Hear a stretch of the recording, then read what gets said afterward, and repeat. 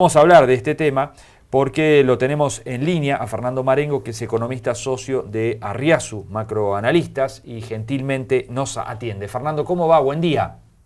¿Qué tal, Gonzalo? Buen día. Un saludo para todos. Bueno, muchas gracias por atendernos. ¿Nos quedamos con la cara buena o con la cara mala del dato? No, a ver, creo que hiciste un muy buen resumen, digamos. El número de inflación del mes de mayo, lo comparás contra los meses anteriores, uno podría decir, entre comillas, fue un logro. Si vemos lo que pasa en la región, estas son las tasas de inflación que tienen otros países en un año. Claro. Ahora, creo que para hacer la evaluación, digamos, un poco más profunda, tenemos que pensar de dónde venimos, cuáles son los desequilibrios que tenía Argentina y cuál es la forma de corregir esos desequilibrios. Ahora, yo creo que cuando uno trata de explicar lo que ocurrió con la inflación, podríamos decir, el último año, donde viene siendo alta hace 10 años, pero el último año estamos con tasas de inflación en torno o superior al 50%. Sí. A ver, creo que la explicación fundamental es lo que pasó con el tipo de cambio. Cada vez que el tipo de cambio en Argentina se mueve, hay toda una parte de la canasta que forma parte, digamos, que de lo que consumimos, que sube de precio inmediatamente, porque son bienes importados o exportables. Claro. El segundo componente que tenés es que tenés que ajustar las tarifas, porque las tarifas también son en términos de dólares, entonces te ajusta el gas, y cuando te ajusta el gas te ajusta la luz, y te sube el precio del petróleo, y te sube el precio de la nafta, y te sube el precio del transporte, entonces no tenés otra que ajustarlo. Y el tercer componente que tenés, que yo creo que es el más difícil de romper, es lo que los economistas llamamos la inflación inercial, donde en realidad lo que ocurre es que en la medida que uno ve que la tasa de inflación es alta y yo tengo que hacer algún contrato a futuro, tengo que, no sé, alquilar un departamento, y digo, che, ¿cómo hacemos el ajuste? Y si la inflación el último año ha sido 50%, bueno, pongamos una cláusula que ajusta 25% por semestre. Claro. Ahora, cuando yo hago contratos hacia futuro con la inflación pasada, es muy difícil desacelerar la inflación a futuro. Pero creo que básicamente hay que pensar en estos tres componentes, ¿no? Bien, este último es el que explica, de alguna manera, cuando la gente dice, bueno, pero ahora no se movió el dólar, las tarifas ya no se mueven tanto, ¿por qué sigue la inflación? ¿Es esta última pata la que explica eso? A ver, yo te diría que fundamentalmente el tema de inflación inercial, Claro. y creo que ya, digamos, terminando un mandato de un gobierno, y que a partir del 10 de diciembre vendrá, digamos, una nueva administración, en el sentido, digamos, que empieza un nuevo mandato. Yo creo que tenemos que repasar cómo se haría para reducir la tasa de inflación. Y a ver, para reducir la tasa de inflación, yo digo, básicamente hacen falta tres cosas. La primera cosa que es necesaria es tener, no emitir pesos para financiar déficit fiscal. O sea, no tenés que tener déficit fiscal, no tenés que emitir pesos para eso. Se emite pesos solamente cuando la gente quiere tener pesos en el bolsillo. Lo segundo que tenés que lograr es estabilidad cambiaria. Argentina es un país donde todo el mundo piensa en dólares. Sí. Y más allá de que no tenga un dólar en el bolsillo, ni tenga la posibilidad de comprar un dólar, claro, cuando el dólar se mueve, todo el mundo dice la cosa está mal, hay problemas. Entonces, ¿qué necesitas? Estabilidad de tipo de cambio. Y lo tercero que necesitas es romper con la indexación por la inflación, digamos, romper con la indexación. Eso Argentina en los últimos 70 años lo logró una sola vez, que fue con la convertibilidad. Claro. La tasa de inflación bajó de una hiperinflación a inflación cero en 6 meses. Entonces creo que cuando evaluemos un próximo mandato y nos digan vamos a hacer la lucha contra la inflación, para mí estos son los tres conceptos. Solamente emito peso cuando la gente quiere tener peso en el bolsillo. Tengo que estabilizar el tipo de cambio. Y lo tercero, tengo que frenar con la indexación. Bien. Para esto último, ¿hace falta sentar actores alrededor de una mesa y que se pongan de acuerdo, actores claves de la economía? A ver, sí, definitivamente.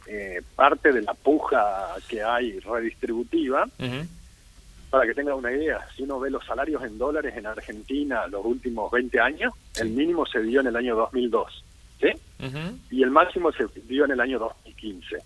Los salarios en dólares del año 2015 eran 6 veces los del año 2002.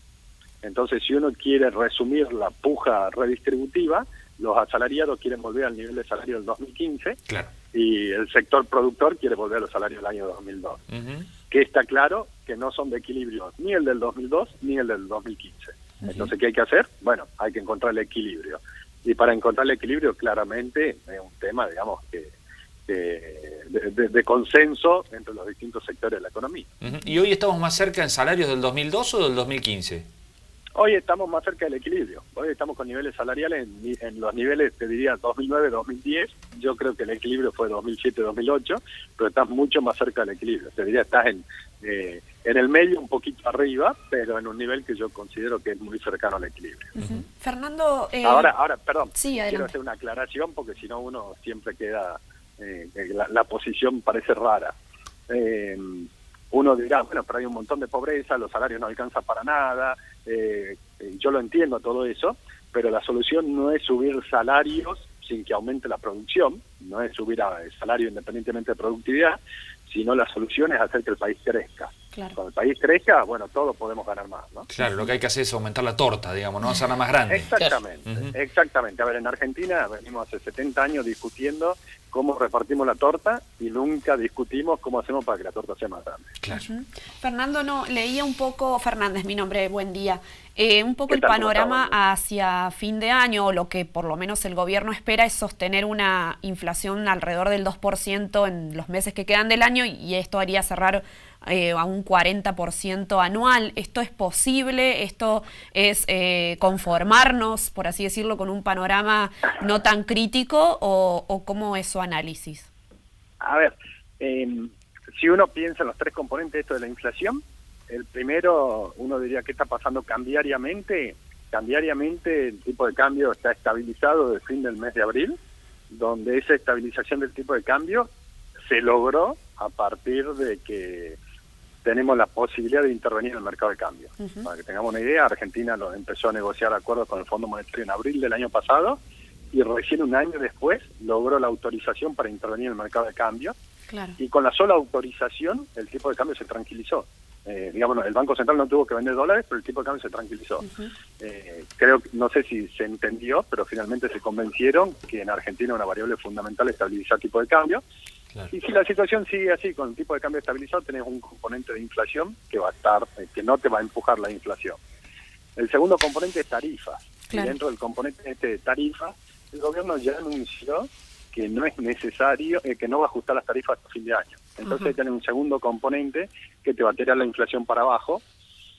Mucha gente empieza a plantear, bueno, pero de nuevo empezamos a atrasar las tarifas, y acá hay que relacionarlo con un fenómeno que está teniendo Argentina que es extraordinario, que es el desarrollo de Vaca Muerta, que está generando una producción de gas extraordinaria, que está haciendo que el precio del gas, que en Argentina hace un año valía más de $6, hoy cueste $3. Entonces, como te bajó el precio del gas en términos de dólares, a pesar de la devaluación, no necesitarías ajustar las tarifas. Claro.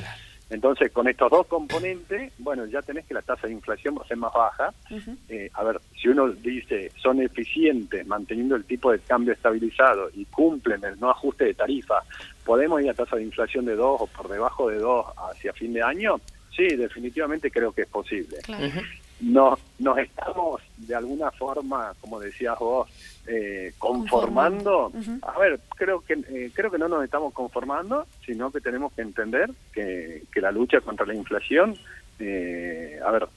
va a llevar tiempo, que la reducción en la inflación va a ser gradual, que lo fundamental acá es que vaya todo el tiempo reduciéndose, y creo que esa fue parte del error de diagnóstico del gobierno cuando asumió, que creía que iba a poder bajar la inflación en 3 meses sin grandes, subiendo las tasas de interés. Creo que eso fue uno de los grandes errores de diagnóstico del gobierno. Fernando, buen día. Javier es mi nombre. Brevemente te pregunto. Veo aquí en el ámbito financiero, dice Alberto Fernández, virtualmente estamos en default. ¿Qué lectura se tiene que hacer de eso? ¿Es solo cuestión política? ¿Hay algún halo de verdad? A ver, yo no soy analista político, más allá de que todos somos directores técnicos y analistas políticos en Argentina. Sí. A ver, vamos a los números objetivos. Argentina tiene cubiertas, lo importante acá son las necesidades de financiamiento. ¿Qué son las necesidades de financiamiento? ¿Cuánta plata necesita el gobierno para hacer frente a su déficit y a sus vencimientos de deuda, incluyendo el pago de intereses? Argentina, con el acuerdo con el Fondo Monetario, tiene cubiertas casi todas sus necesidades de financiamiento hasta fin de año. Entonces uno diría, ¿qué pasa si el gobierno no puede colocar deuda de acá a fin de año en el mercado? Te diría, no pasa nada. ¿Por qué? Porque el Fondo Monetario te está dando la plata para hacer frente a todas esas necesidades. Bien. Y el año que viene, Argentina tiene vencimientos de deuda que tiene que conseguir refinanciar, y después tiene un poco de necesidad de colocar deuda adicional. ¿Sí? Dos comentarios. El primer comentario es cuando uno ve los números de Argentina y los compara con Estados Unidos, Brasil, Colombia, Ecuador, con distintos países, estas necesidades de financiamiento que tiene Argentina por delante no son distintas, incluso son más bajas que algunos de estos países. Entonces la primera pregunta es, ¿por qué el mundo ve que Argentina tiene un problema de deuda cuando los indicadores de deuda son parecidos a otros países? Primera respuesta es porque nosotros somos defaulteadores seriales. Claro, por la experiencia que tenemos. Claro. Exactamente, lo que otros solucionan de otra forma, diciendo, bueno, hagamos un acuerdo voluntario con los acreedores para reestructurar la deuda, o bajemos el gasto para tener superávit y pagar la deuda, o nosotros siempre decidimos por hacer un default. Entonces, lo que en otros países nadie ve como posible, en Argentina tiene una probabilidad cierta. Primer tema.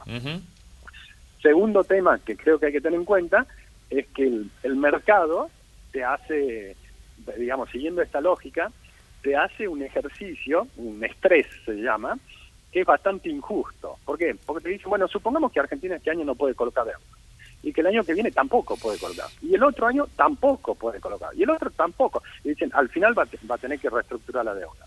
Ese ejercicio vos se lo haces a Estados Unidos, Alemania, Italia, Francia, cualquier país del mundo, o se lo haces a cualquier empresa del mundo, se lo haces a Apple, a Amazon, a Ford, a la que quiera, cualquier país o empresa quiebra. Porque si el supuesto es que vos tenés que pagar todos los vencimientos de deuda, nadie aguanta. Ahora, de nuevo, ese escenario nos hacen a nosotros, ¿por qué? Por nuestra historia. Ahora, respecto de la declaración puntual de este político, yo diría, al 31 de diciembre, ¿Argentina tiene un problema de deuda? Yo creo que va a depender de la voluntad del nuevo gobierno. Si tenemos un gobierno que dice, estamos en default y necesariamente tengo que reestructurar la deuda, y ese candidato sale presidente, yo, acreedor, empiezo a vender los bonos ya. Porque si yo me voy a tener que sentar con esta persona a negociar y me dice, ya estamos en default, es un problema. Ahora, creo que si hay del otro lado un candidato que tiene intención y voluntad de pago y está haciendo las cosas para tratar de tener un país solvente que pueda hacer frente a la necesidad de financiamiento, no va a tener problema con la deuda. Entonces creo que en definitiva, digamos, estamos en default o no, va a depender de quién sea el gobierno o el presidente que tenga que ir a buscar la refinanciación, ¿no? Bien. Fernando, muchísimas gracias por estos minutos, ha sido muy amable.